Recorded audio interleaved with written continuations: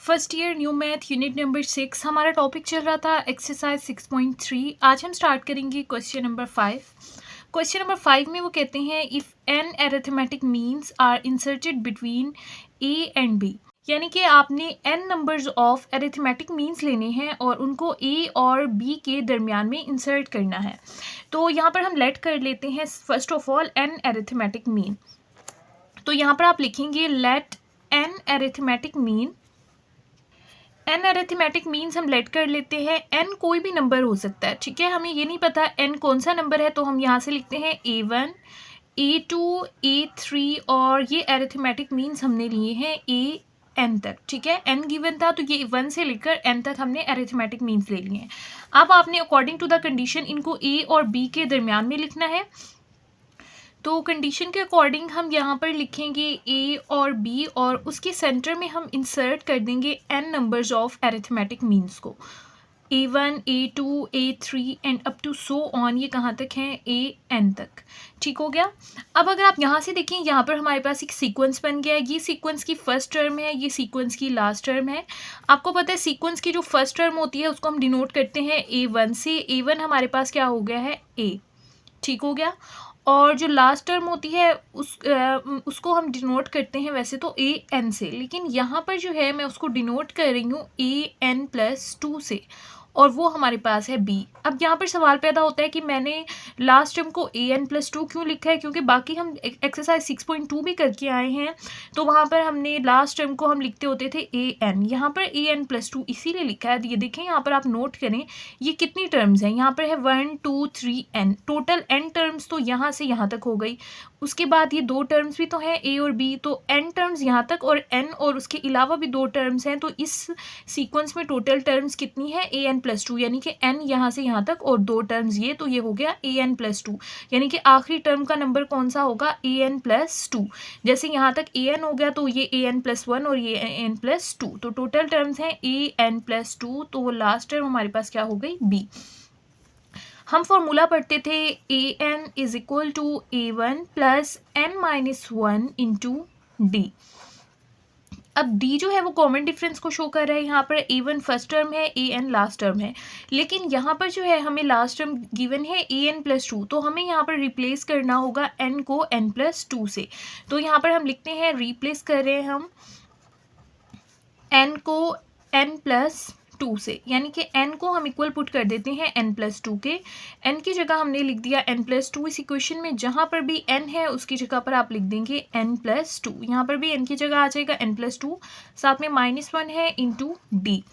उसके बाद देखिए यहाँ से आ जाएगा AN+2 = A1। देखिए हमारे पास क्या है? A के इक्वल है, तो यहाँ पर लिख दिया प्लस, यहाँ से आ जाएगा N, 2 - 1 जो होता है वो 1 होता है और यहाँ पर आ जाएगा D, ठीक हो गया। अब यहाँ से देखिए AN+2, और मैंने स्टार्ट में बताया AN+2 B के इक्वल है, यानी कि हमारे पास लास्ट टर्म है।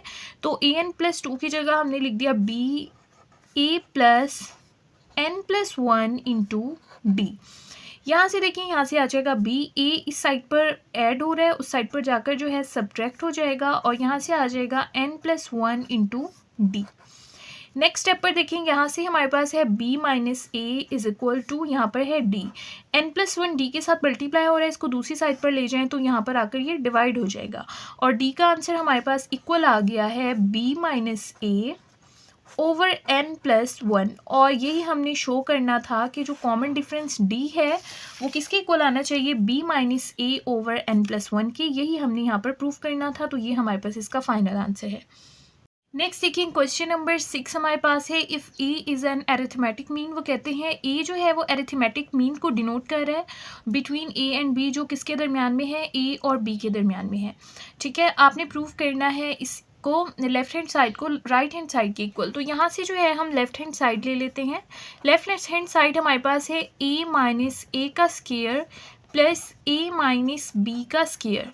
तो यहाँ से हम इसको राइट हैंड साइड के इक्वल प्रूफ करेंगे। देखें यहाँ पर जो है इसमें ए गिवन है। तो स्टार्ट में उन्होंने हमें बताया ए जो है वो एरिथमेटिक मीन को डिनोट कर रहा है और ए जो है वो आपने ए और बी की टर्म्स में लेना है। तो यहाँ पर हम एरिथमेटिक मीन्स के इक्वल है ए, तो यहाँ पर लिखते हैं हम एरिथमेटिक मीन्स जो है वो ए के इक्वल है और ए जो है वो हमारे पास किसके इक्वल होगा, एरिथमेटिक मीन का फॉर्मूला लिखते हैं ए प्लस बी ओवर 2 के। ठीक है, ये क्वेश्चन में उन्होंने हमें बताया था। तो यहाँ पर इसमें जहाँ पर भी ए है वहाँ पर आप एरिथमेटिक मीन का यानी कि फॉर्मूला लिख देंगे ए के जगह पर। यहाँ पर ए की जगह पर आ जाएगा ए प्लस बी ओवर 2 और यहाँ पर आ जाएगा इसका स्केयर। उसके बाद देखिए यहाँ से आ जाएगा ए की जगह पर हम एरिथमेटिक मीन का फॉर्मूला लिख देते हैं A plus B over 2 and minus B का यहाँ से आ जाएगा स्केयर। अब यहाँ से एलसीएम लेते हैं, यहाँ पर कोई वैल्यू नहीं है तो यहाँ पर आप 1 लिख सकते हैं। डिनोमिनेटर में 2 और 1 का एलसीएम लेंगे तो 2 आएगा, 2 को 1 से डिवाइड करें तो 2 आंसर आएगा, 2 को ए से मल्टीप्लाई करें तो 2a हो जाएगा। उसके बाद सेंटर में माइनस है तो यहाँ पर माइनस लिखते हैं और उसके बाद देखिए 2 को 2 से डिवाइड करें तो कैंसिल हो जाएगा, ऊपर हमारे पास a प्लस बी ही आ जाएगा। ठीक हो गया, और यहाँ से हमारे पास है स्केयर। उसके बाद देखिए यहाँ से भी हम एलसीएम लेंगे, यहाँ पर डिनोमिनेटर में कोई वैल्यू नहीं है तो आप 1 लिख देंगे, 2 और 1 का हम एलसीएम लेंगे तो हमारे पास 2 आ जाएगा, 2 को 2 से डिवाइड करें कैंसिल हो जाएगा, ऊपर हमारे पास आ जाएगा a प्लस बी। 2 को 1 से डिवाइड करें 2 आंसर आ जाएगा, 2 को b से मल्टीप्लाई करें तो ये हो जाएगा 2b। ठीक हो गया, तो उसके बाद देखें यहाँ से हमारे पास आ जाएगा 2a माइनस a और माइनस प्लस क्या हो जाएगा माइनस b ओवर हमारे पास आ जाएगा 2 का स्केयर प्लस यहाँ से देखें यहाँ पर हमारे पास आ जाएगा a plus b and minus 2b over 2 का स्केयर। देखिए 2a में से एक a आप माइनस कर देंगे तो हमारे पास जस्ट 1a रह जाएगा। 1 हम नहीं लिखते क्योंकि खाली a लिखें तो इसका मतलब यही होता है कि ये 1a है और साथ में हमारे पास आ जाएगा माइनस b ओवर 2 का square plus a plus b and minus 2b। 2b में से एक भी माइनस हो जाएगा तो हमारे पास 1 भी रह जाएगा और माइनस का, क्योंकि बड़ी वैल्यू के साथ माइनस है और डिनोमिनेटर में हमारे पास आ जाएगा 2 का स्केयर।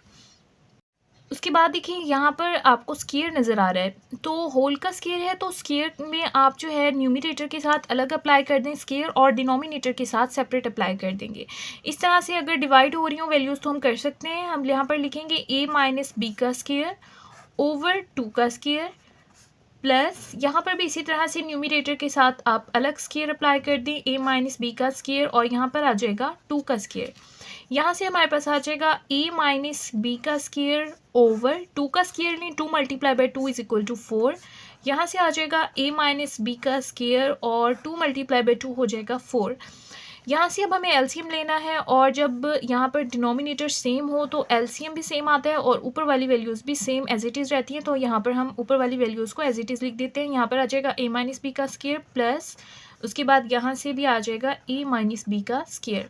यहाँ पर देखिए a माइनस बी का स्केयर है और यहाँ पर भी a माइनस बी का स्केयर है, ये दोनों प्लस हो रहे हैं, ये 2 टाइम्स है तो यहाँ पर हम लिखेंगे 2a माइनस बी का स्केयर, यानी कि ये प्लस होकर यहाँ पर हमने लिख दिया 2a माइनस बी के स्क्वायर्स ओवर हमारे पास आ जाएगा 4, 2 1 ज़ा 2 एंड 2 2 ज़ा 4। यहाँ से हमारे पास आ जाएगा a माइनस बी का स्केयर ओवर 2। आप इसको ऐसा भी लिख सकते हैं, ये जो डिवाइड वाला 2 है इसको थोड़ा सा सेपरेट करके लिख दे 1 over 2 multiply by a minus B का स्केयर, क्योंकि ये सेम ही रहेगा। अब आप देखें ये हमारे पास जो है ये राइट हैंड साइड के इक्वल है जो हमें प्रूव करना था। तो इस तरह से हमारे पास ये इक्वल हो गया है राइट हैंड साइड के, लेफ्ट हैंड साइड हमारे पास राइट हैंड साइड की इक्वल हो गई है और ये प्रूव हो गया है।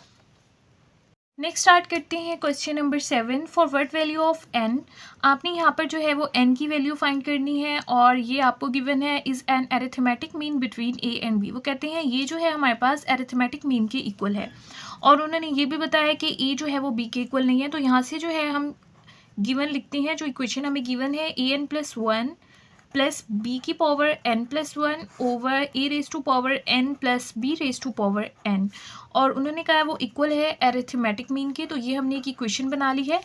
यहाँ से जो है हम लिखेंगे an plus 1 plus b n plus 1 over an plus B N, ये हमारे पास इक्वल होगा एरिथमेटिक मीन की, और एरिथमेटिक मीन ए और बी के दरमियान में है, तो हम यहाँ पर इसका फॉर्मूला लिखते हैं ए प्लस बी ओवर 2। अब हमें इसको सॉल्व आउट करना है और एन की वैल्यू फाइंड करनी है। तो यहाँ पर इनको सॉल्व करने के लिए हम क्रॉस मल्टीप्लाई करते हैं। 2 जो है वो इस साइड पर आकर मल्टीप्लाई हो जाएगा ए एन प्लस 1 प्लस बी की पावर एन प्लस 1 के साथ, और इस साइड से ए प्लस बी के साथ मल्टीप्लाई हो जाएगा ए एन प्लस बी एन। तो इनको मल्टीप्लाई करते हैं, 2 को सबसे पहले मल्टीप्लाई करते हैं, तो यहाँ से आ जाएगा 2 ए एन प्लस 1 और यहाँ से आ जाएगा 2 बी की power N plus 1 is equal to, A को पहले इन दोनों टर्म्स के साथ मल्टीप्लाई करते हैं, ए को आप ए एन के साथ मल्टीप्लाई करें तो ये हो जाएगा ए एन, साथ में आ जाएगा ए एन, ये डॉट जो है मल्टीप्लाई को शो कर रहा है। उसके बाद ए जो है वो बी एन के साथ मल्टीप्लाई होगा, प्लस आएगा ए और फिर डॉट बी एन। उसके बाद अब बी की बारी है, बी को इन दोनों टर्म से मल्टीप्लाई करें तो यहाँ से आ जाएगा प्लस बी और साथ में हम मल्टीप्लाई कर रहे हैं ए एन को। उसके बाद लास्ट में बी और बी एन को हम मल्टीप्लाई करेंगे बी एंड बी एन। यहाँ से देखिए हमारे पास आ जाएगा 2 A raise to power N plus 1 plus 2 B raise to power N plus 1 is equal to, यहाँ पर है ए और यहाँ पर है ए की पावर एन, तो यहाँ पर कोई पावर नहीं होती, तो यहाँ पर 1 मौजूद होता है। और जब बेस सेम हो और वो मल्टीप्लाई हो रही हो तो बेस को हम एक बार लिखते हैं और उनकी पावर्स को ऐड कर देते हैं, तो पावर्स को ऐड कर देते हैं एन प्लस 1। ठीक हो गया, ये हमने पावर रूल यहाँ पर लगाया है, और ये हमारे पास ए बी की power N as it is आ जाएगा, और यहाँ से भी इसको अरेंज करके लिख देते हैं ए की पावर एन बी आ जाएगा। और लास्ट में देखिए यहाँ पर बी की पावर 1 है और बी की पावर एन है, मल्टीप्लाई हो रही है, बेस सेम है, तो बेस को एक बार लिखेंगे, और क्योंकि मल्टीप्लाई हो रही है तो पावर्स ऐड हो जाएंगी, यहाँ पर आ जाएगा एन प्लस 1। यहाँ से देखिए हमारे पास आ जाएगा 2 A N plus 1 plus 2 B N plus 1, ये जो ए एन प्लस 1 है इसको दूसरी साइड पर ले जाएं, सब्ट्रैक्ट हो जाएगा ए एन प्लस 1। इसी तरह से ये वाली टर्म भी दूसरी साइड पर जाकर सब्ट्रैक्ट हो जाएगी बी एन प्लस 1, और इस साइड पर जस्ट ये 2 टर्म्स रह जाएंगी। ये हमारे पास है A B raise to power N and A raise to power N and B.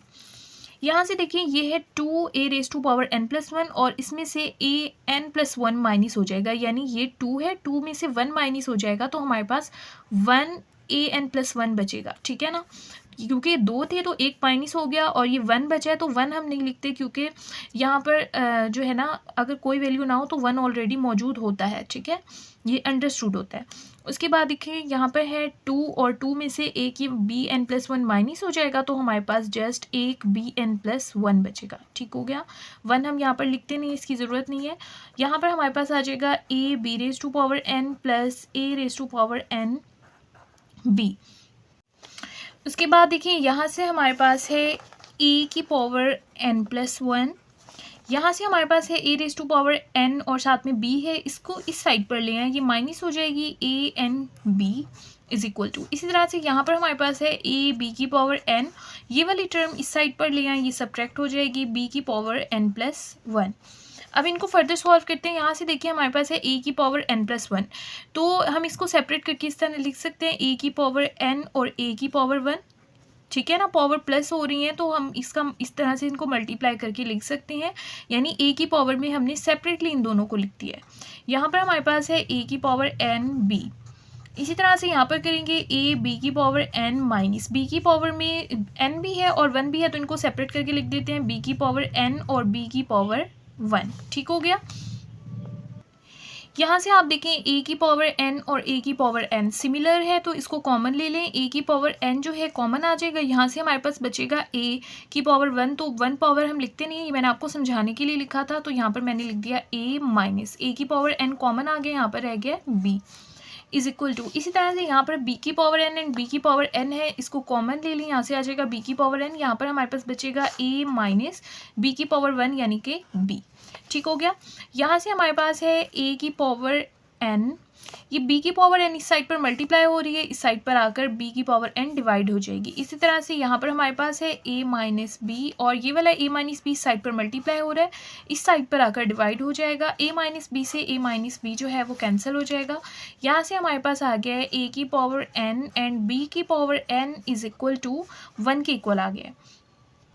यहाँ पर देखिए पावर सेम है, यहाँ पर भी पावर n है और यहाँ पर भी पावर n है, तो यहाँ पर हम ऐसे लिख सकते हैं a ओवर b की होल पावर n, यहाँ पर हमने होल पावर ले ली है और ये इक्वल है 1 के। अब यहाँ से आपने एक चीज़ समझनी है, देखें जब भी आप किसी भी नंबर की पावर 0 लेते हैं तो उसका आंसर 1 आता है, ये आपको पता होगा, अगर नहीं पता तो मैं आपको बता देती हूँ। यानी कि अगर आप 2 की पावर 0 लें तब भी आंसर 1 आता है, अगर आप 1000 की पावर 0 ले लें उसका आंसर भी 1 आता है। इसी तरह से कोई आप ये ले लें a की पावर 0, इस तरह से ले लें तो उसका आंसर भी 1 आता है। यानी कि आप कोई भी टर्म लें जिसकी पावर 0 होगी, कोई भी नंबर या कोई भी टर्म होगी हमारे पास, उसकी पावर अगर आप 0 लेते हैं तो उसका आंसर हमारे पास 1 आता है। ठीक हो गया। अब 1 हमारे पास यहाँ पर मौजूद है, हमें यहाँ से a ओवर b को कैंसिल करना है ताकि हम यहाँ से n की वैल्यू जो है वो फाइंड कर सकें। तो a और b को हमें यहाँ से कैंसिल करना है, तो मैं इसको इस तरह से लिख सकती हूँ a ओवर b की पावर n, यहाँ पर है 1 की जगह हम ऐसा लिख सकते हैं a ओवर b की पावर 0, क्योंकि अगर आप, मैंने भी आपको बताया जिसकी भी पावर आप 0 लेते हैं तो उसका आंसर 1 आता है, तो 1 की जगह पर मैंने लिख दिया a ओवर b की पावर 0, क्योंकि a ओवर b की पावर 0 भी किसके इक्वल होती है, 1 के इक्वल ही होती है। ये हमने इसीलिए ऐसा किया है ताकि ये जो बेस हैं ये सेम आ जाए और ये बेस से कैंसिल हो जाए और n का आंसर आ जाए हमारे पास। ठीक है, ये क्वेश्चन आप 9th-10th में भी करते थे कि बेस हम सेम करते थे ताकि बेस कैंसिल हो जाए और पावर्स में जो हमारे पास वेरिएबल्स होते थे हम उनका आंसर फाइंड कर लेते थे। तो यहाँ पर हमने इसीलिए स्टेप किया है, यहाँ पर a ओवर b से a ओवर b जो है कैंसिल हो जाएगा और n हमारे पास इक्वल हो जाएगा 0 के। ठीक हो गया। या फिर आप ऐसे भी समझ सकते हैं कि हमारे पास बेस इक्वल हैं तो पावर्स भी क्या होंगी, इक्वल होंगी। जब बेस इक्वल हैं तो पावर भी इक्वल होंगी, तो n हमारे पास इक्वल आ गया है 0 के, और यही हमने क्वेश्चन में फाइंड करना था, n का आंसर फाइंड करना था। इसमें एक ये वाला स्टेप थोड़ा सा याद रखने वाला है कि 1 की जगह आपने लिखना है a ओवर b, ये तो मौजूद होगा ना a ओवर b की पावर 0, क्योंकि a ओवर b की पावर 0 भी 1 के इक्वल होता है। तो इस तरह से ये एक्सरसाइज 6.3 कंप्लीट हो गई है। अगर इसमें आपका कोई क्वेश्चन हो तो आप कॉमेंट बॉक्स में पूछ सकते हैं।